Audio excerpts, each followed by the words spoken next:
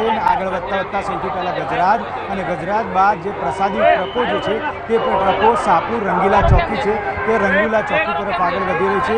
આપ દ્રશ્યો જોઈ શકો છો કે રંગીલા ચોકી તરફ તમામ પ્રસાદી ટ્રક જે છે તે આગળ વધતાની સાથે જ જે શ્રદ્ધાળુઓ જે છે તે શ્રદ્ધાળુઓ પડાપડી કરી રહ્યા છે માત્ર ભગવાનની એક ઝલક માટે, સાથે સાથે આવી રહેલા પ્રસાદ જે છે તે પ્રસાદ લેવા માટે અત્યારે હાલ ઉત્સુકતાપૂર્વક જે તેમનું વાતાવરણ છે તે જોવા મળે છે। સાથે સાથે અમી છાટણા જે છે તે બી થોડી ક્ષણો પહેલાં અત્યારે હાલ શરૂ થયા અને 2 મિનિટમાં અમી છાટણા બંધ થઈ ચૂક્યા છે। એટલે ક્યાંક જે દર વર્ષે પરંપરા રહી છે કે રથયાત્રા દરમિયાન જે રીતે અમી છાટણા થતા હોય છે તે જ રીતે આ વખતે પણ ભગવાનની રથયાત્રા જે છે તે શાહપુર રંગીલા ચોકી તરફ પહોંચતાની સાથે જ અમી છાટણા થયા હતા। અત્યારે હાલ વાતાવરણમાં જે છે તે આહલાદક દેખાઈ રહ્યું છે, ઠંડુ વાતાવરણ જે છે તે થઈ ચૂક્યું છે।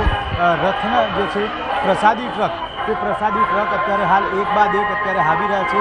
12 નંબરનો ટ્રક જે છે તે અત્યારે હાલ શાહપુર રંગીલા ચોકી પાસે પહોંચ્યો છે। લાખોની સંખ્યામાં શ્રદ્ધાળુઓ જે છે આ દિવસે માત્ર ને માત્ર ભગવાનની એક ઝલક પ્રાપ્ત કરવા, તેમને દર્શન માટે પરિવાર સાથે અહીં પહોંચતા હોય છે। કેટલાક એવા વિસ્તારો છે જે સંવેદનશીલ વિસ્તાર માનવામાં આવે છે, તે પૈકીનો એક આ વિસ્તાર શાહપુર વિસ્તાર માનવામાં આવે છે કે જ્યાં હિન્દુ મુસ્લિમ એકતા જે છે તે પણ તેના દર્શન થતા હોય છે। ત્યારે અહીંયા પણ એ જ દ્રશ્યો જે છે તે ભક્તિભાઈ માહોલ વચ્ચે એકતાના કોમી એકતાના દર્શન જે છે તે પણ જોવા મળી રહ્યા છે।